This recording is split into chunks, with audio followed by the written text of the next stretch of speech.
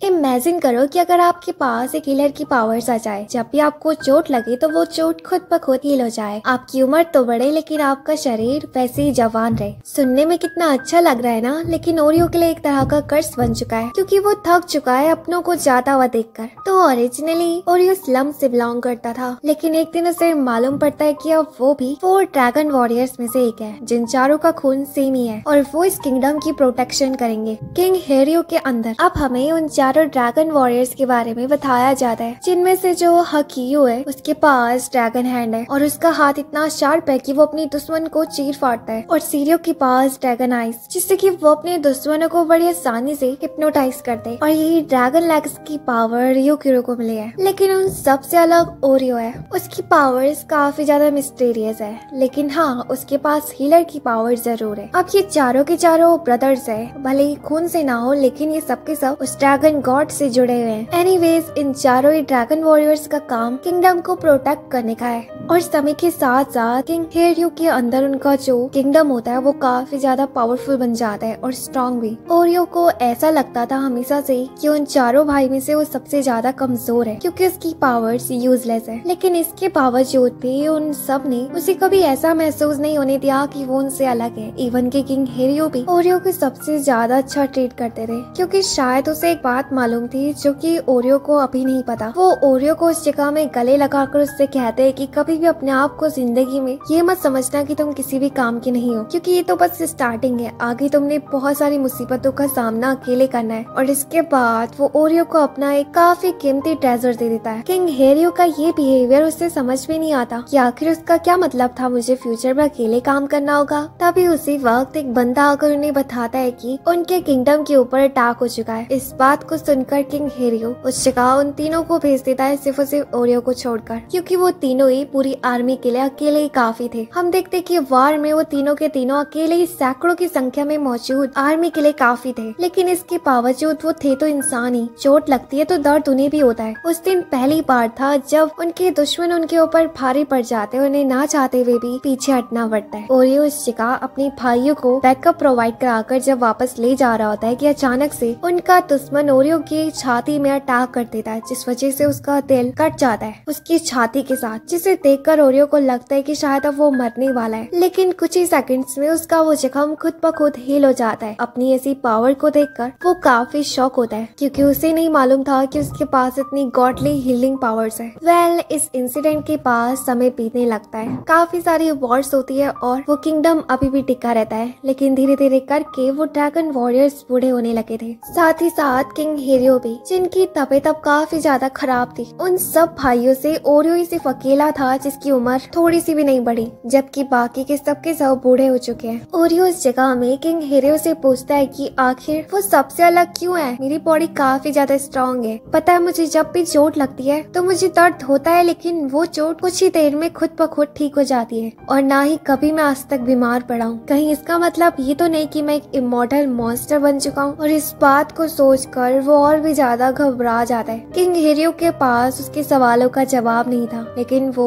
Oreo को इस जगह में हक कर लेता है। अब कुछ ही दिनों में किंग हेरियो की भी डेथ हो जाती है। किंग हेरियो की डेथ के बाद वो सबके सब वॉरियर टूट चुके थे, लेकिन अभी भी किंगडम की जिम्मेदारी उनके ऊपर ही थी। कमजोर शरीर होने के बावजूद भी वो अपने दुश्मनों से मुकाबला करते हैं, लेकिन कमजोर पड़ जाते हैं हर बार। और एक दिन फाइट के दौरान दुश्मन सेरियो को बंदी बना लेते हैं, उसकी बॉडी के ऊपर एक्सपेरिमेंट्स करने के लिए और उस ड्रैगन गॉड की पावर्स को जानने के लिए। लेकिन सही टाइमिंग में हकुयो और रियुकुयो अपने भाई को बचा लेते हैं। लेकिन उस इंसिडेंट के बाद जो सेरियो होता है वो अपनी आंख में पट्टी बांध देता है और कसम खाता है कि वो आज के बाद अपनी पावर्स का इस्तेमाल नहीं करेगा और अब वो आराम से जिंदगी जीना चाहता है। किंगडम के लोग उन वॉरियर्स को रोकने की काफी ज्यादा कोशिश करते हैं, लेकिन अब हाकुयो और रियुकुयो ने भी अपना मन बदल चुका था, क्योंकि वो इतने सालों से किंगडम को सर्व करते करते बूढ़े हो चुके हैं और अब उन्हें अपने बुढ़ापे के कुछ दिन शांति में जीना है। लेकिन उन भाइयों में से सिर्फ और सिर्फ ओरियो ही अकेला था जो कि किंगडम को छोड़कर नहीं जाता, बल्कि वो लोगों से वादा करता है कि वो किंग हेरियो के बिछाई गई विरासत को जरूर बचाएगा और इस जगह को छोड़कर तभी जाएगा जब उसे लगेगा कि सब कुछ ठीक हो चुका है। और अब इसके बाद वो चारों के चारों ही भाई अपने अपने रास्ते बदल लेते हैं। सिर्फ ओरियो ही उस किंगडम में अकेला बसता है। समय बीतते जाता है और लगभग 20 साल बीत जाते हैं। वो महसूस कर पा रहा था अपने भाइयों के खून को कि वो जहाँ भी है खुश है और अभी भी सुरक्षित है। लेकिन फर्क सिर्फ इतना है कि अब वो कमजोर होने लगे हैं और भी ज्यादा बूढ़े। अब इन 20 सालों के अंदर अंदर ओरियो ने कभी भी जंग में किंग हीरो के एक भी सोल्जर को नहीं खोने दिया, क्योंकि वो वॉर के दौरान अकेले जाता था और दुश्मनों के सामने अकेला मुकाबला करता था। उसके बैटलफील्ड में कदम रखने से ही दुश्मन कांपने लगते थे। एक दिन वॉर के दौरान ओरियो नोटिस करता है कि वो महसूस कर पा रहा है कि उसके भाइयों की जिंदगी अब खत्म होने लगी है और धीरे धीरे करके वो सब मरने लगते हैं। इस बात को महसूस करके वो काफी ज्यादा रोता है, इसलिए नहीं कि उन्हें अब उनकी जिंदगी से मुक्ति मिल रही है, बल्कि इसलिए कि वो इस दुनिया में अकेला रह गया। इतने सालों से किंगडम को सर्व करने के बाद भी किंगडम के लोग ओरियो को ऐसी नजरों से देखते थे जैसे कि वो किसी तरीके का मॉन्स्टर हो। उसे देखकर लोग बात करते थे कि उन सारे ड्रैगन वॉरियर्स में सिर्फ और सिर्फ वही अकेला बचा है। लेकिन जब उनके किंगडम को एक नया राजा मिल जाता है तो ओरियो अपनी जिम्मेदारी को छोड़कर जाने लगता है। किंग हेरियो का दिया गया ट्रेजर पैलेस में वापस लौट आते हुए, लेकिन आधे रास्ते में वो ट्रेजर वापस से उसके पास आ जाता है तो उसे एहसास होता है कि शायद ये किंग हेरियो के लिए ब्लेसिंग्स है मेरे साथ, और या फिर कोई अधूरा मिशन जो कि अभी भी मुझे पूरा करना है। समय के साथ साथ ओरियो अकेले रहने लगा था, एक ट्रैवलर की तरह, लेकिन वो महसूस कर पा रहा था कि उसके कुछ नए ब्रदर्स जन्म ले रहे हैं, यानी कि ड्रैगन्स की ब्लड लाइन अभी भी खत्म नहीं हुई है, बल्कि वो जनरेशन से जनरेशन आगे बढ़ रही है। अब कुछ नए ब्रदर्स बनते जा रहे हैं, लेकिन इनमें से कोई भी उसका अपना ब्रदर नहीं है। अब जब वो उस जगह में पानी पी रहा होता है उसी वक्त पीछे से उसे एक तीर लग जाता है, जो कि शायद लोकल ट्राइबल्स में से किसी का था, और ये उस जगह में अपने आप को छुपा लेता है और अपने कंधे से उस तीर को बाहर निकालता है। उसे दर्द हो रहा था लेकिन उसकी चोट हील हो जाती है। वो महसूस करता है कि अगर वो इमॉर्टल नहीं होता तो शायद इस तीर से वो मर जाता। ऐसा नहीं है कि उसे मरने से डर लगता है, बल्कि उसके भाई हकुया ने उससे वादा करा था कि वो इसका इंतजार करे, वो जरूर वापस से जन्म लेगा और ओरियो से मिलेगा, और उसी उम्मीद के साथ ओरियो अब जी रहा है। दिन बीतते जाते हैं, लेकिन ओरियो अभी भी एक पागल ट्रैवलर की तरह घूम रहा था। उसे नहीं मालूम था कि उसे कहाँ जाना है, लेकिन अब ऐसा लग रहा था कि वो उम्मीद हारने लगा है। इवन कि वो अपने आप को भूख से मारने की भी कोशिश करता तब भी वो नहीं मरता। उसने जीने की सारी उम्मीदें छोड़ ली थी, लेकिन एक दिन एक लड़की उसे जमीन में पड़ा हुआ देखकर उसे अपने घर ले जाती है। उसका नाम काया था और वो जंगल में अकेले रहती है। वो अपना थोड़ा बचा हुआ फूड भी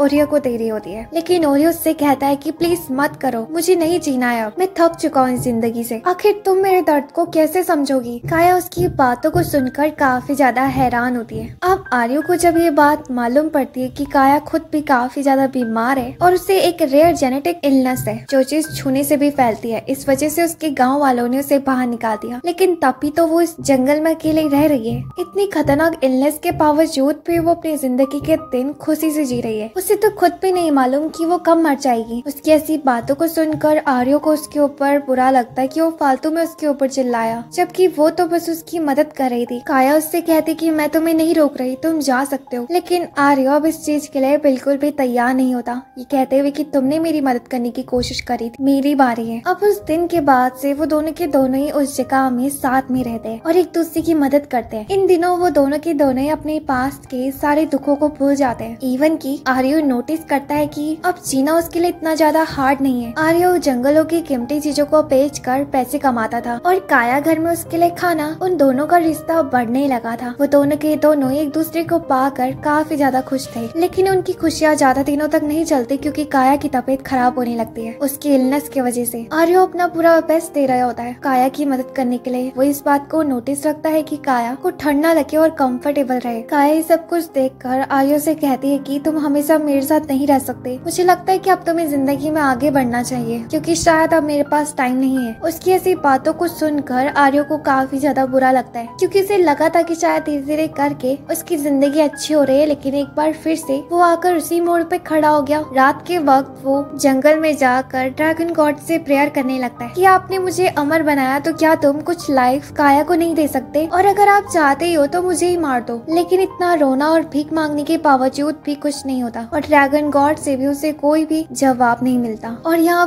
काया भी अपनी आखिरी सांसों में थी। वो आर्यो से वादा करती है कि अगर उसे मौका मिलेगा तो शायद अगली जिंदगी में वो दोनों के दोनों साथ रहे, और ये वादा करके वो मर जाती है। उसकी आखिरी बातों को सुनकर आर्यो काफी ज्यादा गुस्सा होता है और रोने लगता है कि आखिर वो कैसे किसी से दूसरी जिंदगी में मर सकता है, जबकि उसकी खुद की लाइफ अभी तक खत्म ही नहीं हुई। वो रीइंकार्नेशन के साइकिल में कैसे जाएगा? क्या वो वाकई में इस दुनिया में हमेशा हमेशा के लिए फंस गया? और इसके बाद वो काया की बॉडी को बरी कर देता है। उसी के घर के नजदीक आर्यो एक बार फिर से अपनी ट्रैवलिंग को शुरू कर देता है, क्योंकि उसे नहीं मालूम था कि उसने कहाँ जाना है, इसलिए वो हर जगह भटकने लगता है। जब भी वो ये सोचता कि अब उससे ज्यादा नहीं जिया जाएगा, लेकिन उस वक्त सिर्फ उसे किंग हेरियो का दिया गया क्रेस्ट उसे शांत कराता था। बट उसे एक बात समझ नहीं आती कि आखिर ये क्रेस्ट अभी तक गया क्यों नहीं, जबकि किंग हेरियो तो इस दुनिया को छोड़कर जा चुका है। और इवन की अभी भी उन 4 ड्रैगन्स की पावर का क्या मतलब? वो अभी भी लाइफ के साइकिल में क्यों घूम रहे हैं? कहीं ऐसा तो नहीं कि किंग हेरियो वापस आने वाला है और अभी भी एक बहुत ही बड़ा मिशन बाकी है किंग हेरियो के किंगडम को बचाने का। इसलिए अब आर्यो के दिमाग के अंदर एक उम्मीद जाग जाती है कि वो किंग हेरियो के पुनर्जन्म का इंतजार करेगा। एक दिन अचानक से आसमान की तरफ काफी तेज लाल कलर का स्टार चमकने लगता है, जिसे कि वो 4 के 4 ड्रैगन वॉरियर्स महसूस कर पा रहे थे। हम आर्यो को देखते हैं जो कि छोटे हकुया के पास बैठा होता है, और वो दोनों के दोनों ही साथ में उस रेड स्टार को नोटिस करते हैं। आर्यो ये भी देखता है कि हकुया के पीठ में कुछ निशान है। अब उसे उसके लिए बुरा लगने लगता है कि इतनी कम उम्र से अब उसे कितनी बड़ी मुसीबतों का सामना करना पड़ेगा। तभी उसी वक्त हकुया के लोग भी उस जगह में पहुंच जाते हैं, जिन्हें देखकर आर्यो उस जगह से चले जाता है। इसके बाद आर्यो छोटे सीरियो से मिलने के लिए जाता है, तो उसे मालूम पड़ता है कि उसकी जिंदगी भी कुछ खास नहीं, बल्कि वो सब बच्चों से अलग रहता है, क्योंकि कोई भी बच्चा उसके नजदीक नहीं आता उसकी पावर्स की वजह से। इस वजह से सीरियो हमेशा मास्क में रहता है। आर्यो उसकी हालत को भी देखकर समझ जाता है कि उसकी लाइफ भी आसान नहीं होने वाली, और इसके बाद वो रियोकुयो से मिलने जाता है, और उसे भी उसके विलेजर्स ने डंजन के अंदर बंद किया हुआ था। आर्यो हमें बताता है कि काफी समय बीत गया और इन समय के बीच में काफी सारे हकुया और उसके बाकी भाइयों ने बहुत सारे जन्म ले लिए, लेकिन अभी भी वो लाइफ की साइकिल में फंस चुके हैं। वो सबके सब सिर्फ और सिर्फ किंग हेरियो का इंतजार कर रहे हैं। उसे खुद भी नहीं मालूम कि वो क्या कर सकता है सिर्फ और सिर्फ इंतजार के। यहाँ दूसरी तरफ हम महल में प्रिंसेस योना को देखते हैं। आज उसका 16th बर्थडे है और वो तैयार हो रही होती है। योना और कोई नहीं बल्कि किंग हारियो का पुनर्जन्म है। योना की प्रोटेक्शन के लिए किंग ने हाक को उसका पर्सनल बॉडीगार्ड बनाया है, जो कि हैंडसम होने के साथ ही साथ उनकी आर्मी का पावरफुल जनरल है। लेकिन योना को बिल्कुल भी पसंद नहीं, क्योंकि वो दोनों के दोनों साथ में ही बड़े हुए हैं और उनकी आपस में बिल्कुल नहीं बनती। योना हमेशा से चाहती है कि उसका बॉडीगार्ड चेंज हो जाए, लेकिन पूरे किंगडम में ऐसा कोई भी बंदा नहीं जो कि हाक को टक्कर दे सके। अब इसके बाद हमें बताया जाता है कि योना 2 दोस्तों के साथ बड़ी हुई है, जिनमें से एक युवान है।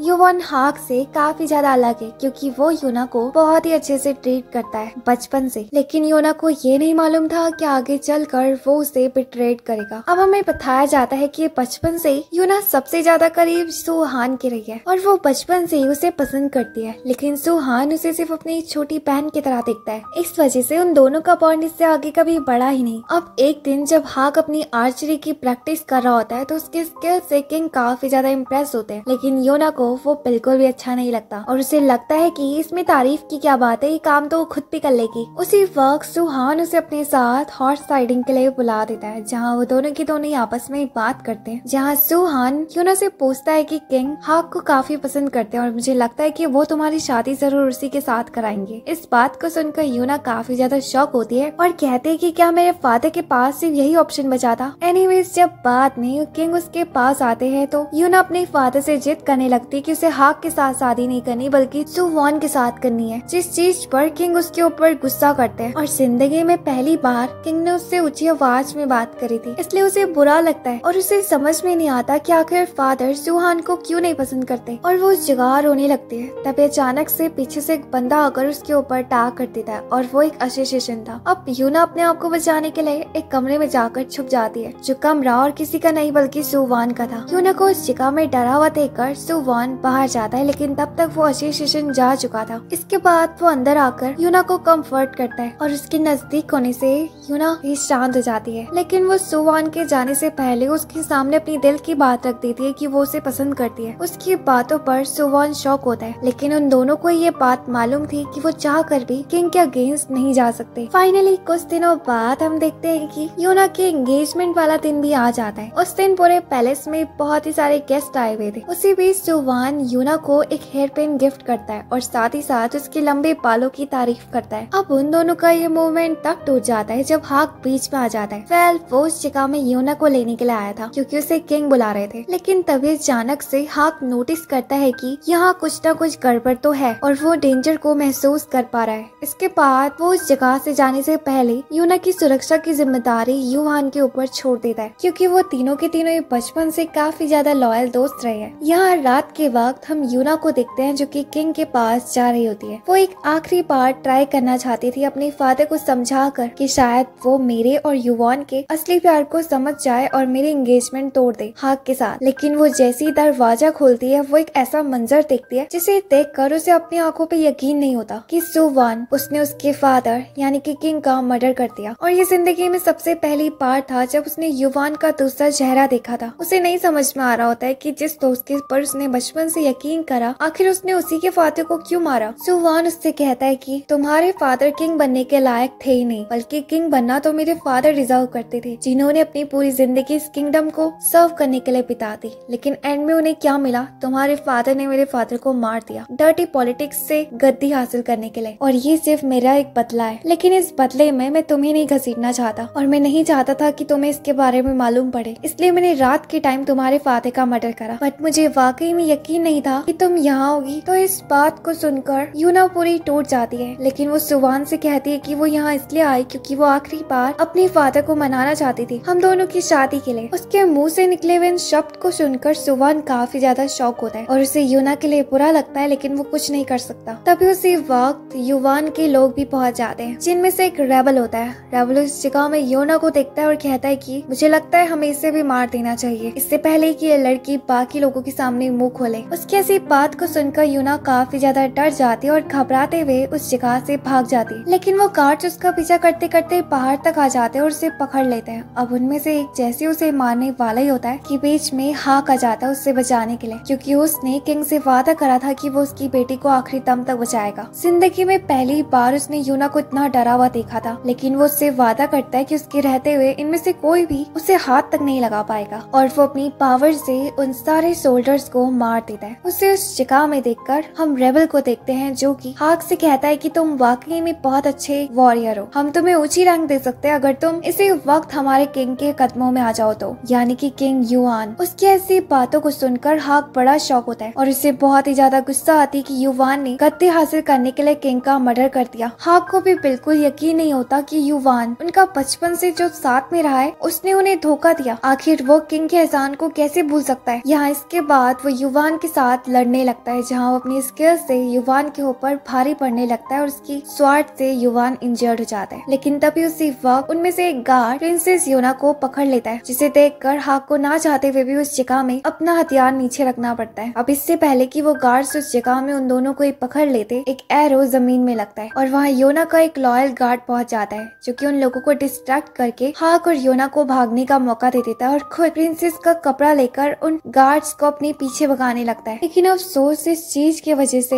वो रॉयल गार्ड मारा जाता है। यहाँ दूसरी तरफ हम योना और हाक को देखते हैं जो कि चलते चलते पैलेस के काफी दूर तक पहुंच जाते हैं। लेकिन अभी तक योना को अपनी आंखों में यकीन नहीं हो रहा था कि एक रात में उसकी पूरी दुनिया बदल गई। जो लोग कल तक उसके दोस्त थे आज वो उसके दुश्मन है और उसने कितने सारे लोगों को खो दिया। वो उस जगह में काफी ज्यादा इमोशनल होने लगती है और कहने लगती है कि उसने ऐसा इमेजिन नहीं करा था अपना 16th बर्थडे। तो जिससे शांत कराने के लिए हाक उसे हग कर लेता है और कहता है कि अभी भी सब तुम्हें छोड़कर नहीं गए, मैं हूँ ना तुम्हारे साथ। यहाँ हमें आज से लगभग 2-3 साल पहले का सीन दिखाया जाता है, जब हाक पहली बार अपने दादाजी के साथ किंग से मिलने आया था। किंग जब पहली बार हाक को देखते हैं तो वो उसे काफी ज्यादा पसंद करते हैं और वो उसी टाइम से चाहते थे कि हाक उसकी बेटी का बॉडीगार्ड बने। लेकिन हाक को ये जॉब अच्छी नहीं लगती, वो एक वॉरियर की तरह जीना चाहता है, ना कि किसी लड़की के सारे में नाचने वाला। लेकिन समय के साथ साथ हाक की थिंकिंग बदल जाती है योना को देखकर। योना जब भी मुसीबत में होती थी तो वो हाक के पीछे आकर छुप जाती थी। खास करके तो कांजून, जो कि उससे शादी करना चाहता था, लेकिन यूना को वो बिल्कुल भी पसंद नहीं था और वो हमेशा उसे परेशान करता था। हाक उससे कहता है कि अगर वो लड़का तुम्हें इतना ही परेशान करता है तो तुम उसके सामने ये बात रिवील क्यों नहीं करते थे कि तुम सुवान को पसंद करती हो। तो जिस बात को सुनकर वो उस जगह में शर्माने लगती है, क्योंकि उसे नहीं मालूम कि सुवान उसके बारे में क्या सोचता है। अब उसकी ऐसी निपियों वाली हरकतों को देखकर हाक को बड़ा गुस्सा आता है और वो उस जगह से चले जाता है, ये कहते हुए कि मैं लड़कियों को कभी नहीं समझ सकता। उसके अचानक से चले जाने के वजह से योना को लगता है कि शायद वो नाराज हो गया, इसलिए अब वो बाद में उसके लिए बगीचे से तोड़कर फ्रूट्स ले आती है, उसे अपना एक दोस्त समझ के। अब एक दिन जब कांजून योना को महल में हैरेस करने की कोशिश कर रहा होता है, उसी वक्त हाक उस जगह में आकर उसे रोक देता है, ये कहते हुए कि योना तुम्हें पसंद नहीं करता, अब इसके बाद मुझे अगले दिन दिख भी मत जाना उसके नजदीक। उसकी ऐसी बातों पर कांजून उससे कहता है कि तू अपने आप को समझता क्या है, हाँ? और वो इस जगह में हाक को ड्यूल के लिए चैलेंज करने ही वाला था कि तभी किंग बीच में आकर उसे रोककर उस जगह से भगा देता है। अब अपनी बेटी को ऐसा प्रोटेक्ट करता हुआ देखकर किंग उस जगह में हाक से एक चीज मांगते हैं, क्या तुम मुझसे वादा कर सकते हो कि तुम हमेशा मेरी बेटी को ऐसे ही प्रोटेक्ट करोगे? तो इस बात पर हाक तैयार हो जाता है। सीन प्रेजेंट में शिफ्ट होता है और अब हाक सोचता है कि किंग के मर जाने के बाद प्रिंसेस योना की पूरी जिम्मेदारी अब उसी के कंधों में है। लेकिन इतना सब कुछ हो जाने के बावजूद भी अभी तक योना ने युवान को अपने दिल से नहीं निकाला था। इवन कि वो सुवान की दी गई हेयर पिन को बचाने के लिए अपनी जान को जोखिम में डाल देते हैं, लेकिन सही टाइमिंग में हाक उस जगह में आकर स्नेक को मार देता है और योना को वो हेयर पिन दे देता है। यहाँ दूसरी तरफ हम सुवान को देखते हैं, जिसके बंदे उसे इन्फॉर्म करते हैं कि वो हाक और प्रिंसेस को ढूंढने में नाकामयाब रहे, लेकिन युवान अपने लोगों से कहता है कि उसके पास और भी जरूरी मैटर्स है। इस वक्त उसका पूरा फोकस है राजगद्दी संभालने का, भागने दो उनको जहाँ तक भागते हैं। दूसरी तरफ हम हाक को देखते हैं, जो कि योना को अपने गाँव लेकर आ जाता है, यानी कि वेंट ट्राइब। वहाँ आते उसके ग्रैंडफादर के कुछ लोग उन्हें लेने के लिए आते हैं। अब उस जगह में हाक अकेले नहीं आया था। योना को इस जगह में देखकर गांव वाले बड़े शॉक होते हैं और हाक से पूछने लगते हैं कि आखिर ये लेडी है कौन, क्योंकि उन्होंने आज तक हाक को किसी भी लेडी के पास नहीं देखा। तभी अचानक से योना उस जगह में थकान की वजह से बेहोश हो जाती है, तो हाक उसे गोद में उठाकर ले जाने लगता है। एनीवेज रास्ते के दौरान उसे मालूम पड़ता है कि उसके ग्रैंडफादर इस वक्त गाँव में नहीं है, क्योंकि 5 ट्राइब्स को मीटिंग के लिए समन किया गया है सुवान के लोगों ने। अब हमें उसी मीटिंग का सीन दिखाया जाता है जहाँ पर कि हाक के ग्रैंडफादर भी होते हैं। वहाँ वो 5 ट्राइब्स के जो लोग होते हैं वो डिस्कस कर रहे होते हैं कि अचानक से किंग की डेथ कैसे हो सकती है, और इतना ही नहीं प्रिंसेस भी फरार है। सुनने में आया कि ये सब कुछ हाक ने करा है, जो कि प्रिंसेस का पर्सनल गार्ड था। उसने पहले किंग को मारा होगा और फिर प्रिंसेस को लेकर भाग गया। तभी उस जगह में सुवान भी पहुंच जाता है और कहता है कि धीरे बोलो, मैं नहीं चाहता कि ये बात बाहर तक पता चल जाए और दूसरे नेशंस मौके का फायदा उठाए। वो इस जगह में उन 5 ट्राइबल लीडर्स को मैनिपुलेट कर रहा होता है, ये कहते हुए कि अब जैसा कि प्रिंसेस इस जगह में नहीं है तो राजगद्दी ना चाहते हुए भी मुझे संभालनी पड़ेगी, लेकिन इसकी मंजूरी के लिए उन 5 ट्राइबल लीडर्स का हाँ करना जरूरी था। उस जगह में सब हाँ बोल देते हैं, सिर्फ और सिर्फ हाक के ग्रैंडफादर को छोड़कर, जो कि उस जगह में कहता है कि मैंने विंड ट्राइब की जिम्मेदारी अपने पोते हाक को दे दी है, अगर तुम्हें किसी से परमिशन लेनी है तो तुम जाकर उससे लो। बट अफसोस तो इस बात का है कि वो इस जगह में मौजूद ही नहीं है। मुझे नहीं पता कि मेरा पोता कहाँ है, लेकिन मैं इतना जरूर कह सकता हूँ कि मेरा पोता वो कभी किंग को मार ही नहीं सकता। उसकी ऐसी बातों पर सुवान उससे कहता है कि तुम्हारे मानने से और ना मानने से कोई भी फर्क नहीं पड़ता, लेकिन हकीकत यही है कि तुम्हारा पोता प्रिंसेस को लेकर फरार है। मुझे 3 दिन के अंदर अंदर तुम्हारी मंजूरी चाहिए। अगर तुमने परमिशन नहीं दी तो ना चाहते हुए भी मुझे बाकी ट्राइबल लीडर्स के साथ तुम्हारी ट्राइब के ऊपर सिविल वॉर करनी पड़ेगी। दूसरी तरफ हम योना को देखते हैं जैसे कि होश आ जाता है, लेकिन हाक उससे कहता है कि इस वक्त मेरे गाँव में हो, मैंने तुम्हारी आइडेंटिटी के बारे में सबसे छुपाया है। अब इसके बाद वो योना को लेकर जब बाहर पहुंचता है तो उसे मालूम पड़ता है कि उनके गांव में जो पानी की सप्लाई होती थी उसे बंद कर दिया गया है, और ये तो बस स्टार्टिंग है सुवान की वार्निंग की। अब इसके बाद हाक के ग्रैंडफादर भी उस जगह में पहुंच जाते हैं, जिन्हें देखते ही योना उन्हें गले लगा लेती है। हाक के ग्रैंडफादर उससे सहलाते और उससे कहते हैं कि मुझे माफ करना, मैं चाहकर कुछ भी नहीं कर पा रहा हूँ। वो वहाँ आकर देखता है कि अभी से ही उनकी यहाँ की पानी की सप्लाई काट दी गई और ना जाने आगे जाकर सुवान क्या क्या करेगा, लेकिन वो सुवान की इरादों को कभी कामयाब नहीं होने देगा अगर उसने उसे राजा बनने के लिए परमिशन दे दी तो। अगर ऐसा हुआ तो किंग की मौत का जो पूरा शक है वो हाक के ऊपर लग जाएगा। रात के वक्त हम देखते हैं कि हाक अपने ग्रैंडफादर के पास आता है और कहता है कि बस बहुत हुआ,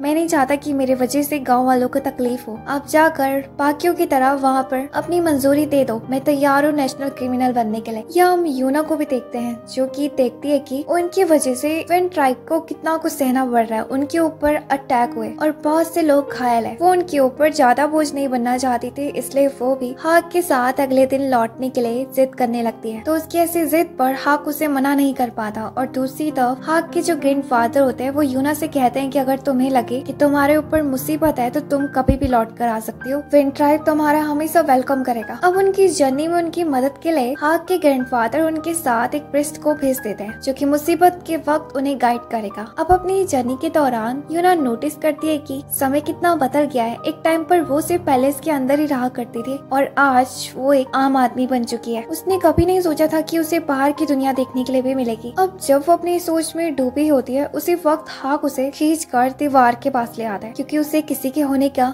एहसास हो रहा था। अब उन्हें उस जगह में मालूम पड़ता है कि मुसीबत बहुत ही बड़ी है क्योंकि फायर ट्राइब के सारे लोगों ने उन्हें घेर चुका है चारों तरफ से, जिन्हें देख कर हाक अपने हाथ साफ करने के लिए तैयार हो जाता है। वो अपनी स्किल से उन सोल्जर्स के ऊपर भारी पड़ रहा होता है। इवन कि उसके स्वॉर्ड के एक ही वेव में सारे सोल्जर्स घायल हो जाते हैं। हम देखते हैं कि फायर ट्रैप को उस जगह में गाइड करने के लिए युनजुन होता है और वो उस जगह में हाक से अपना पुराना बदला भी लेने के लिए आया था। हाक के सामने जब सबके सब तलवारबाज वाले सोल्जर्स हार मान जाते हैं तो युनजुन उस जगह में अपने आर्चरी वाले सोल्जर्स को अटैक करने के लिए कहता है, लेकिन हाक अपने आप को और यूना को बड़ी आसानी से उन सारे एरोज से बचा देता है। लेकिन यूना के पास होने की वजह से वो बार बार डिस्ट्रैक्ट हो जा रहा था। इवन कि एक बार यूना उसके हाथ से छूट जाती है और इसी मौके का फायदा उठाकर एक गार्ड उसके तरफ एरो शूट कर देता है। अब उसे बचाने के लिए हाक बीच में आ जाता है और वो एरो उसे लग जाता है, लेकिन इसके बावजूद भी हाक उसे बचाते हुए सुरक्षित जगह तक ले जाता है और उसे उसी जगह में छुपने के लिए कहता है, कुछ भी हो जाए इस जगह से बाहर मत आना। और ये कहते हुए वो बाहर चले जाता है खुद उन सबके साथ लड़ने के लिए। अब हाक के लिए इतने सारे सोल्जर्स कोई बड़ी बात नहीं थी, लेकिन जो एरो उसे लगा था वो पॉइजनस था। इस वजह से उसका शरीर पैरालाइज होने लगता है। लेकिन वो उस जगह से वो सिर्फ यूना की सेफ्टी के लिए खड़ा था, ये सोचते हुए कि अगर उसे कुछ हो गया तो यूना का क्या होगा, इसलिए वो हार मानने के लिए तैयार नहीं था। यहाँ युनजुन उसे देखकर काफी ज्यादा शॉक होता है, ये कहते हुए कि ये कमीना अभी तक खड़ा है। के बाद वो अपने शोल्डर को उसकी तरफ एरो शूट करने के लिए कहता है उसके पीठ पीछे। यूना इस बात को सुन लेती है और उसे कुछ भी समझ में नहीं आता कि वो क्या करे। हाक ने उससे कहा था कि वो बाहर ना निकले, लेकिन अगर वो बाहर नहीं निकले युनजुन के पीठ पीछे अटैक की वजह से वो मर जाए। वो विंड ट्राइब से इसलिए नहीं आई थी कि हाक उसकी प्रोटेक्शन के लिए अपनी जान दे दे। वो विंड ट्राइब से इसलिए आई थी क्योंकि वो किसी के ऊपर बोझ नहीं बनना चाहती थी। अगर उसे सेफ्टी कितनी चिंता होती तो वो विंड ट्राइब में ही रह लेती। और इस बात को सोचकर वो बाहर निकल जाती है और उस बंदे को धक्का दे देती है जो कि हाक के ऊपर निशाने लगाया था। के बाद वो युनजुन की तरफ गुस्से वाली नजरों से घूरने लगती है। यूना को इस जगह में देखकर हाक काफी ज्यादा शॉक होता है और उससे कहता है कि उसने उससे कहा था ना कि वो छुप के रहे। यहाँ वो उससे कहता है कि वो कितनी बड़ी बेवकूफी कर रही है। वेल वो सोल्जर से लड़ने लगता है और उन्हें अपने रास्ते से हटाने लगता है, लेकिन उनकी तादाद काफी ज्यादा थी। और दूसरी तरफ युनजुन जो कि यूना को मैनिपुलेट करने की कोशिश कर रहा होता है, लेकिन यूना उसकी एक भी बात सुनने के लिए तैयार नहीं थी। यहाँ हाक जो कितने सारे सोल्जर्स के साथ लड़ते हुए अब थक चुका था और उस तीर का जहर का असर अब उसके पूरे शरीर में फैलने लगा था, जिस वजह से वो पहाड़ी से नीचे गिरने ही वाला होता है, लेकिन वो चट्टान पकड़ लेता है। ये देखकर यूना काफी ज्यादा शॉक होती है। उसे लगता है कि शायद वो हाक को भी खो देगी, इसलिए उसे बचाने के लिए वो भागने लगती है। लेकिन युनजुन यूना के बाल खींचकर उसे रोकने की कोशिश करता है। इस चीज को देखकर यूना उसकी तलवार निकालकर अपने बाल काटते हुए भाग जाती है और जो शोल्डर्स हाक के पास मौजूद थे उन्हें भी स्वार्ड से दूर कर देती है, भले ही उसे स्वार्ड इस्तेमाल करना भी नहीं आता था। इसके बाद वो हाक का हाथ पकड़कर ऊपर खींचने लगती है, लेकिन इस वजह से वो दोनों के दोनों ही नीचे गिर जाते हैं खाई में। इस चीज को देखकर कांजुन काफी ज्यादा शॉक होता है यूना को खोता हुआ देखकर, और वो सोचता है कि उसने कितनी बड़ी बेवकूफी कर दी और वो सुवान को क्या चेहरा दिखाएगा। अगले सीन में हम कांजुन को देखते हैं जो कि सुवान के पास होता है।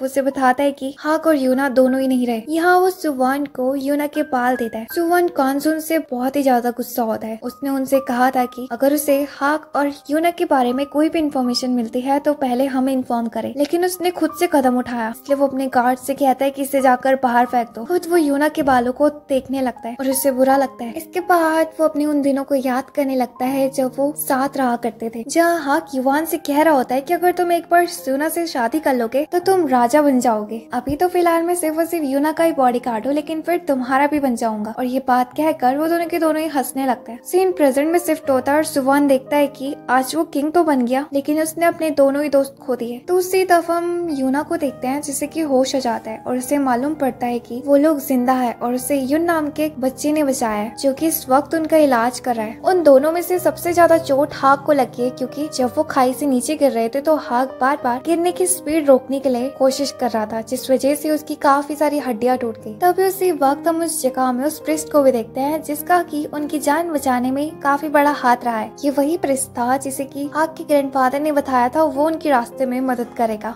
वो यहाँ पर ये भी बताता है कि किंग हेरियो के जाने के बाद उनका जो किंगडम था वो अकेला पड़ गया था। वहाँ की फॉर्मल प्रिस्ट ने उस किंगडम को संभाला। यहाँ पर वो आर्यो की बात कर रहे हैं, लेकिन जब आर्यो को ये लगा कि इस किंगडम को एक नया किंग मिल चुका है तो वो चले गया वहाँ नया प्रिस्ट छोड़कर, जो कि मैं था। अब उस किंगडम में जो प्रिस्ट की पावर थी वो किंग की पावर से ज्यादा थी। इस वजह से किंग ने मुझे किंगडम से बाहर फेंक दिया। तभी उनकी नजर हाक के ऊपर जाती है, जिसका बुखार काफी तेजी से बढ़ रहा था। उसकी ऐसी हालत को देखकर यूना यून से कहती है कि प्लीज उसे बचा लेना, मुझे मालूम है कि तुम इसका इलाज कर दोगे। वो प्रिस्ट यूना को इतना चिंता में देखकर उसके दिमाग को शांत करने के लिए उसे बाहर घुमाने के लिए ले जाता है। रात के वक्त जब यूना वापस आती है तो वो यून को इतना मेहनत करता हुआ देखकर उसे थैंक्स कहती है और ये भी कहती है कि शायद मैं आपका ये एहसान कभी ना चुका पाऊँ। अब आधी रात में जब अचानक से यूना की आँख खुलती है, वो नोटिस करती है कि हाक अपनी जगह से गायब है। तो वो उसे ढूंढने के लिए बाहर चले जाती है, लेकिन जब उसे वो नहीं मिलता तो वो उस जगह में रोने लगती है। तभी अचानक से हाक उस जगह में आकर उससे कहता है कि क्या वो तुम्हें मेरे बिना नींद नहीं आ रही थी क्या? इस बात पर यूना उस जगह में बहुत ही ज्यादा गुस्सा होती है और उससे कहने लगती कि तुम्हें मालूम है तुमने मुझे कितना डरा दिया था, आखिर तुम गए कहाँ थे? हाक उसे बताता है कि वो बस अपना खोया हुआ वेपन ढूंढने गया था। इसके बाद वो यूना के बालों को नोटिस करता है कि कैसे उसने अपने बाल खो दिए, जिन बालों को वो सबसे ज्यादा पसंद करती थी। तो उसे ऐसा लगता है कि शायद वो यूना को प्रोटेक्ट करने में फेल रह गया, लेकिन यूना उससे कहती है कि मुझे अपने बाल खो देने का कोई भी गम नहीं है, क्योंकि उन्हें सुवान पसंद करता था। तो उसकी बातों को सुनकर हाक बड़ा शॉक होता है और उसे लगता है कि कहीं ना कहीं यूना मूव ऑन कर चुकी है, लेकिन इसके बावजूद भी वो सुवान के दिए गए क्लिप को अपने से दूर नहीं कर पा रही थी। इसका मतलब ये कि वो बाहर से जता तो रही है, लेकिन अंदर से आज भी उसके दिल में सुवान के लिए जगह है। अगले दिन यूना उस प्रिस्ट को ढूंढते ढूंढते बाहर आ जाती है पहाड़ी के किनारे में। वहाँ से वो प्रिस्ट मिल तो जाता है, लेकिन वो रो रहा होता है, जहाँ वो फ्यूचर को देख पा रहा था कि यूना बहुत ही बड़ी मुसीबत से गुजरने वाली है। वो देख पा रहा है कि एक बार फिर से ड्रैगन गॉड का ब्लड रिवाइव होगा और इसके लिए अब यूना को उन चारों ड्रैगन वॉरियर्स को ढूंढना होगा। ड्रैगन वॉरियर और ड्रैगन गॉड के बारे में सुनकर यूना कहती है कि इस मिथोलॉजी को मेरे पापा ने मुझे बताया था। किंग हेरियो, जो कि सबसे ज्यादा महान राजा था, कहा जाता था कि उसे इस दुनिया में ड्रैगन गॉड ने भेजा था ह्यूमैनिटी को नए रास्ते पे ले जाने के लिए, बट किंग हेरियो इंसानों के सामने हार गया। जब ह्यूमंस उसे मारने ही वाले थे कि उसी वक्त उन चारों ड्रैगन्स ने हेरियो की जान को बचाने के लिए मोटरयाम में आकर अपने अपने खून की बूंदे दी थी। चार ह्यूमन वॉरियर्स हेरियो को प्रोटेक्ट करने के लिए उनकी डिवाइन पावर के साथ किंग हेरियो ने अपने किंगडम को काफी हद तक फैला दिया था। लेकिन अफसोस, बढ़ती हुई उम्र के साथ किंग हेरियो चले गए इस दुनिया को छोड़कर, और उन चारों ड्रैगन वॉरियर्स का मिशन अधूरा रह गया। मतलब इंसानों को सर्व करते करते वो लोग भी थक चुके थे और उन्होंने भी किंग हेरियो की बिछाई गई विरासत को छोड़ दिया और उस जगह से चले गए। जहाँ जहाँ वो गए थे उनकी वहाँ डिसेंडेंट्स बसने लगे और उनको जोड़कर 5 मेजर ट्राइब्स बनी थी और उन्हीं ट्राइब से यूना का किंगडम सेम प्रेजेंट में शिफ्ट होता है। यूना उस प्रिस्ट से कहती है कि ये सब कुछ तो सिर्फ किस्से कहानियां है, लेकिन वो प्रिस्ट उससे कहता है कि ये कोई मिथोलॉजी नहीं है। जो चीज हजारों साल पहले हुई थी इसका मतलब ये नहीं कि वो सच नहीं थी। मैं देख पा रहा हूँ कि एक बार फिर से इतिहास दोहराएगा। जाओ जाकर उन चारों ड्रैगन वॉरियर्स को एक बार फिर से जोड़ दो। इस बात पर यूना भी हिचकिचा रही थी, क्योंकि उसे नहीं लग रहा था कि वो ड्रैगन वॉरियर्स उसकी मदद करेंगे, लेकिन वो प्रिस्ट कहता है कि ये उसकी डेस्टिनी है, उसे बस उनके पास चल के जाना है। इसके बाद किस्मत ही उन लोगों को मिलाएगी। तो जिस चीज के लिए यूना तैयार हो जाती है, यहाँ वो प्रिस्ट इसके बाद ये भी बताता है कि उन चारों ड्रैगन वॉरियर्स हमेशा से अपनी लोकेशन बदलते हुए आए हैं, लेकिन इनमें से सिर्फ एक ही वॉरियर है जिसकी जगह पे भी सेम है और हम पहले उससे ही ढूंढेंगे, यानी कि हकुया। इसके बाद हम ऊंची ऊंची पहाड़ियों के अंदर बसे हुए एक जगह को देखते हैं, जहाँ एक सफेद बालों वाला लड़का किंग हेरियो के आने का इंतजार कर रहा था। हमें उस लड़के के बचपन का सीन दिखाया जाता है। जब वो पैदा हुआ था तो उसके फादर ने उसे मारने की कोशिश करी थी, क्योंकि वो उसी के तरह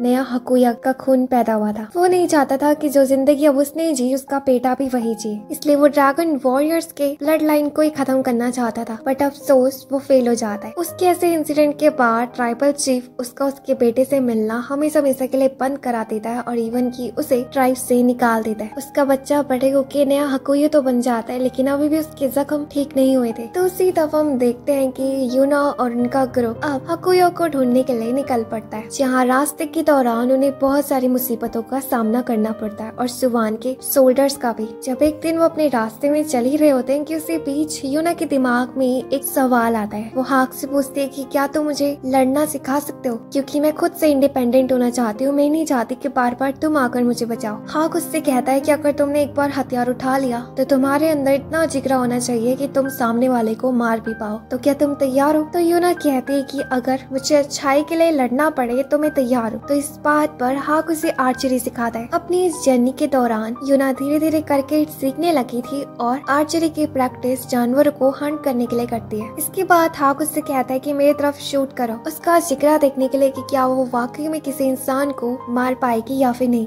लेकिन यूना उसकी तरफ शूट कर देती है, जिस चीज पर वो हैरान होता है। लेकिन वो एरो उसका कुछ भी नहीं बिगाड़ पाता, क्योंकि वो बहुत ही ज्यादा माहिर और स्किलफुल था। एनीवेज वो अपनी जर्नी में चलते चलते एक जंगल तक पहुंच जाते हैं, जहाँ पर की कोहरा लगा हुआ था। तभी अचानक से वो नोटिस करते हैं कि यून गायब हो गया। अब जब उस जगह से धुआं साइड होता है तो उन दोनों को मालूम पड़ता है कि वो काफी सारे लोगों के बीच फंस गए और उन सारे ग्रुप को एक आदमी लीड कर रहा होता है। वो बूढ़ा आदमी जब यूना के लाल बालों को देखता है तो उसे देखते ही वो झुक जाता है, क्योंकि उसे अभी तक अपने एंसेस्टर्स की पढ़ाई हुई टीचिंग्स याद थी। और इसके बाद वो रिस्पेक्टफुल तरीके से यूना और हाक को गांव के अंदर ले जाता है, जहाँ वो दोनों के दोनों यून को नोटिस करते हैं, जिसका स्वागत उन दोनों से काफी ज्यादा अलग तरीके से हुआ था। एनीवेज इसके बाद वो बूढ़ा आदमी उस जगह में उन्हें बताता है कि वो कब से उन लोगों का इंतजार कर रहे थे। इस गांव में हाकुया की जनरेशन बढ़ी है, क्योंकि वो ड्रैगन वॉरियर्स में से एक था। हमारे विलेजर्स ने सारे हाकुया को प्रोटेक्ट करा और इंतजार करा किंग हेरियो का।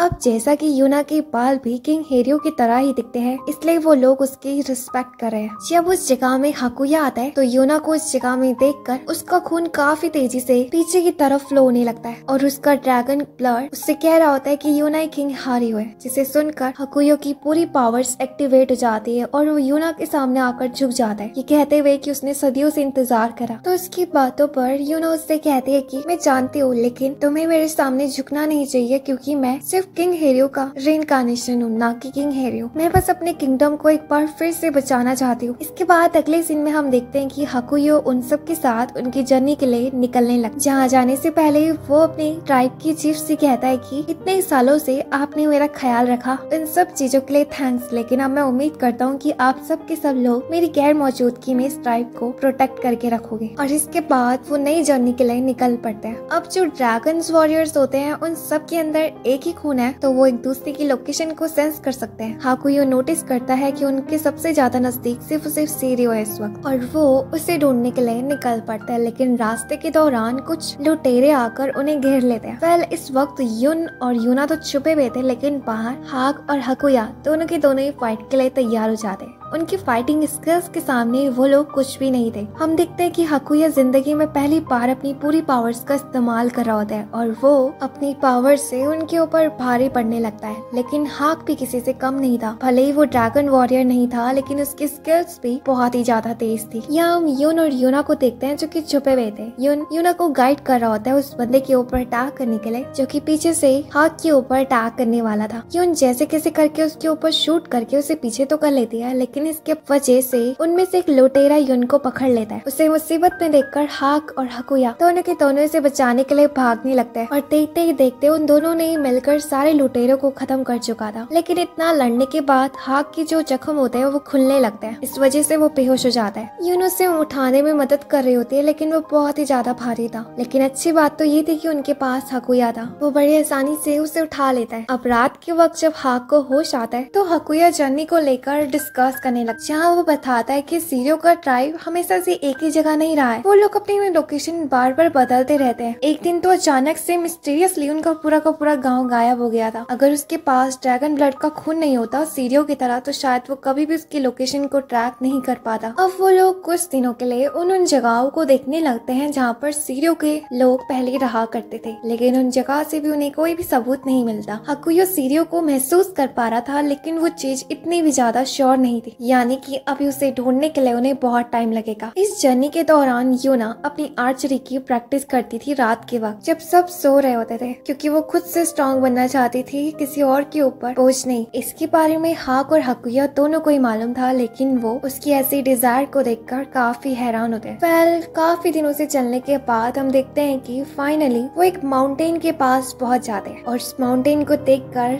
हकुयो महसूस कर पा रहा था कि सीरियो जरूर यही है। इसके बाद जब वो उस माउंटेन के अंदर जाते हैं तो वो देखते हैं कि वो जगह एक गांव की तरह ही है। वो लोग अंदर तो चले जाते हैं, लेकिन गांव वाले उन्हें घेर लेते हैं। वो उस जगह में समझाने की कोशिश करते हैं कि वो सीरियो से मिलने के लिए आए, लेकिन वो इसके बावजूद भी सीरियो को बाहर नहीं आने देते। अब हमें सीरियो के पास्ट के बारे में बताया जाता है। जब वो पैदा हुआ था तो उसकी आंखें खुलते ही उसकी मॉम की डेथ हो गई थी। इस वजह से गांव वालों ने उसे मॉन्स्टर नाम दे दिया। उन लोगों को मालूम था कि ये अगला सीरियो है, इस वजह से गांव वालों ने हमेशा उसकी आंख पर पट्टी बांधी और उसे सबसे अलग रखा, क्योंकि उसकी ड्रैगन आइज किसी भी इंसान को मार सकती थी। छोटे सीरियो ने बचपन से ही सब कुछ खो दिया था, लेकिन उसकी पैदाइश ही पुराने सीरियो ने करी थी, जो उसे बचपन से ही सिखाता था कि वो बाकी बच्चों की तरह नहीं है, वो नहीं खेल सकता बाकियों के साथ। लेकिन था तो वो बच्चा ही, वो भी बाकियों की तरह ही जिंदगी जीना चाहता था, दोस्त बनाना चाहता था। लेकिन पुराने सीरियो उसके ऊपर गुस्सा करता है, ये कहते हुए कि तुम जानना चाहते हो ना तुम बाकियों से क्यों अलग हो, क्योंकि अगर तुम किसी को भी अपनी आंखों से देखोगे तो या फिर तो वो पत्थर का बन जाएगा या फिर वो मर जाएगा। इस वजह से गांव में कोई भी हमारे नजदीक नहीं आता। अगर गांव वाले हमें मार भी दे तब भी कोई फायदा नहीं है, क्योंकि उनमें से किसी न किसी के अगले बच्चे में सीरियो की ब्लड लाइन आ ही जाएगी। विलेज में इतने पावरफुल होने के बाद भी उन लोगों का एक काम है कि वो विलेज की हमेशा प्रोटेक्शन करे।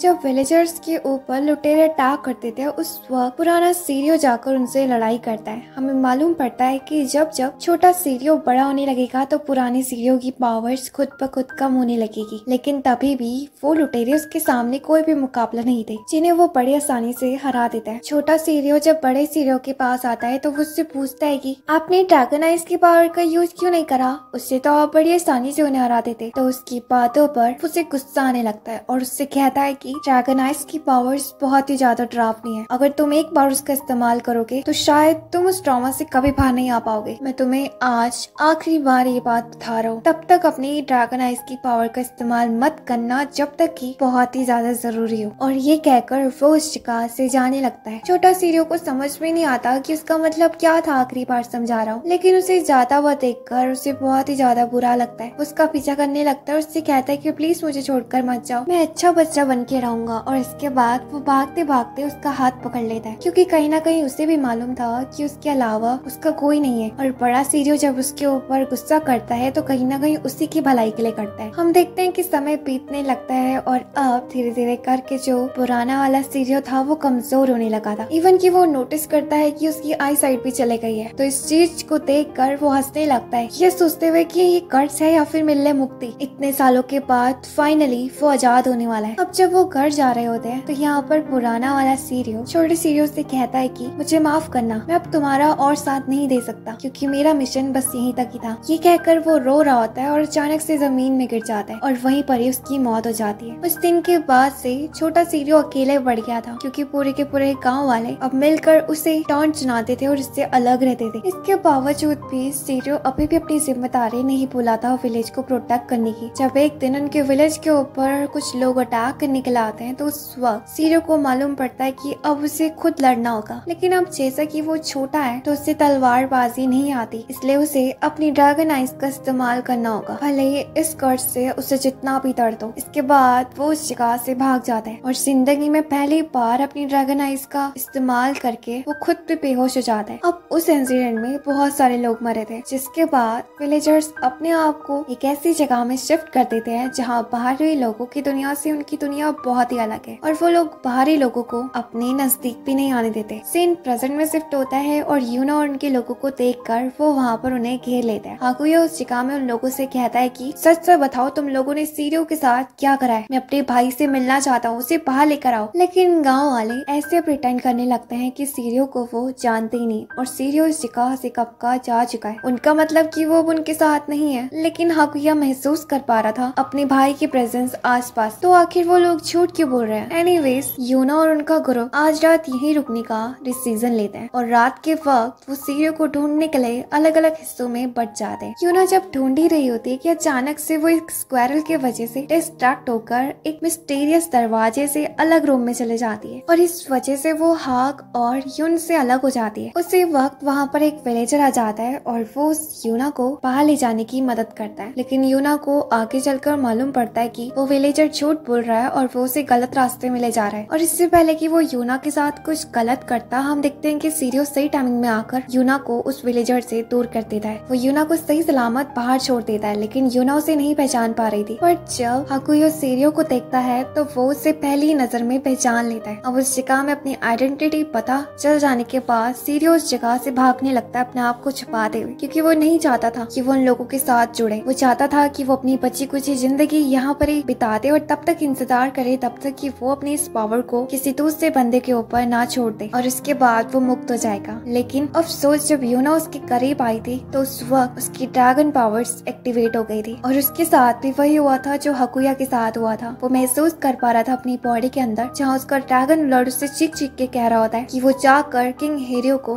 सर्व करे। सीरियो को मालूम पड़ चुका था कि किंग हेरियो इस जगह में और कोई नहीं बल्कि वही लड़की है। यहाँ पर हकुया सीरियो की इस हरकत से काफी ज्यादा गुस्सा होता है, कहते हुए कि आखिर वो इतने ड्रामे क्यों कर रहा है। लेकिन आखिरी बार कोशिश करने के लिए वो एक बार फिर से सीरियो को ढूंढने के लिए निकल पड़ते हैं। दूसरी तरफ हम हक को देखते हैं जो कि गाँव वालों के ऊपर नजर रखने के लिए बाहर चले जाते हैं। यहाँ अंदर यून और यूना और दूसरी तरफ जो सीरियो होता है वो यूना को अपने करीब आता देख उसे बहुत ही ज्यादा गुस्सा आती है। वो चाहता था कि वो उसे मार दे और इस किस्से को खत्म कर दे, लेकिन उसके अंदर का ड्रैगन ब्लड उसे साफ वार्निंग दे रहा होता है कि वो अपने मास्टर को नहीं मार सकता। हमें मालूम पड़ता है कि उस सीक्रेट दरवाजा सीरियो के स्क्वायर की वजह से खुला था। यहाँ दूसरी तरफ जो सीरियो होता है वो यूना को दूर रहने के लिए कहता है। यूना उससे कहते है कि नहीं, इस वक्त हमें तुम्हारी जरूरत है, तुम्हें मेरे साथ चलना होगा। इस बात को सुनकर कि वो सीरियो की ड्रैगन आइज की पावर्स के लिए इस जगह में आई है, वो बड़ा गुस्सा होता है क्योंकि वो नहीं चाहता था कि वो किसी का खिलौना बनकर बाकी लोगों को हार्म करे। इसलिए वो यूना को पकड़कर उसे मारने वाला होता है, लेकिन वो नहीं कर पा रहा था। यूना उसे समझा रही होती है कि मैं तुम्हें एक दोस्त की तरह अपने साथ ले जाना चाहती हूँ, लेकिन सीरियो अभी भी सारी चीजों के लिए तैयार नहीं था। वेल यहाँ बाहर हम देखते हैं कि गाँव वाले यूना और उसके साथियों के ऊपर अटैक करने लगता है, ये कहते हुए कि अगर ये लोग इस जगह से जिंदा बाहर चले गए तो ये हमारी लोकेशन को लीक कर देंगे। अब इससे पहले कि वहाँ पे लड़ाई होती है, अचानक से उस जगह अर्थक्वेक आ जाता है और वो पूरी की पूरी केव बड़े बड़े पत्थरों से बंद हो जाती है। वो लोग आधे आधे हिस्सों में डिवाइडेड हो जाते हैं। इवन की बाहर निकलने का रास्ता भी बंद हो चुका था। अब जो लोग कम जगह में फंसे थे वो सफोकेशन की वजह से उनका दम घुटने लगता है। अर्थक्वेक शांत हो चुका था लेकिन बाहर निकलने का रास्ता बंद था। अब जिसे देखकर हम हकुयो को देखते हैं जो कि अपने ड्रैगन क्लाउस की पावर का यूज करते हुए उन पत्थरों को तोड़ने लगता है और फाड़ने लगता है, जिसे देखकर गांव वाले और भी ज्यादा डर जाते हैं और वो उस जगह सीरियो को इन सारी चीजों के लिए ब्लेम करने लगता है कि आखिर वो हम लोगों के लिए कर्ज बनकर आया है और उसका कर्ज कभी खत्म नहीं होगा क्योंकि वो पीढ़ी दर पीढ़ी हमेशा चलते रहेगा। उस जगह में अपने लोगों को पैनिक होता हुआ देखकर सीरियो भी पहुंच जाता है, लेकिन तभी उनमें से एक विलेजर डर की वजह से उसकी तरफ पंच मारता है, लेकिन उस पंच से सिर्फ और सिर्फ उसका मास्क ही निकलता है और जिंदगी में पहली बार वो लोग सीरियो की आंखों को देखते हैं। लेकिन हैरान कर देने वाली बात तो ये थी कि उनमें से कोई भी पैरालाइज या फिर पत्थर में नहीं बदलता। असल में ऐसा इसलिए हुआ था क्योंकि अब सीरियो अपनी पावर्स में कंट्रोल करना सीख चुका था, लेकिन अभी भी उसके मास्क पहनने का रीजन ये है कि वो इंट्रोवर्ट बन चुका है। एनीवे सीरियो उस जगह में अपनी पावर का यूज करके हकुयो को गाइड करता है कि किस जगह सबसे कम और पतला स्टोन है जिसे कि वो बड़ी आसानी से तोड़ सकता है। और यहाँ माउंटेन की दूसरी तरफ से हकुयो भी पूरी कोशिश कर रहा होता है और उन दोनों की मेहनत रंग लाती है। अगले सीन में हम यूना और उन सबको बाहर देखते हैं, जहाँ यूना सीरियो से कह रही होती है कि क्या तुम हमारे साथ हमारी जर्नी में चलोगे, तो सीरियो इस चीज के लिए मना नहीं कर पाता। उसने सिर्फ और सिर्फ अपनी जिंदगी में पुराने सीरियो के ऊपर यकीन करा था और उसके जाने के बाद उसने सारे लोगों से उम्मीद हार ली थी। लेकिन यूना को देखकर उसे ऐसा महसूस हो रहा था कि वो उसकी अपनी है, इसलिए वो तैयार हो जाती। इससे उम्मीद से कि शायद मैं आखिरी सीरियो हूँ और एक बार किंग हेरियो का मिशन पूरा हो जाए तो सीरियो को मुक्ति मिल जाएगी। और उन लोगों के साथ जाने से पहले सूर्य गाँव वालों का अलविदा कहकर चले जाते हैं। भले ही उन लोगों का व्यवहार उसके साथ जैसा भी रहा हो। इस जर्नी के दौरान हकुया सीरियो का एक बड़ा भाई था, तो इसलिए वो सीरियो को नई नई चीजें सिखाने लगता है। वह सीरियो उन सबके साथ घुल मिलने लगा था, लेकिन अभी भी वो यूना को सिर्फ उसके नाम से बुलाता है, ना कि मास्टर कहकर। और इसी के साथ ये पार्ट यहीं पर ही एंड होता है। तब तक के लिए बाय बाय।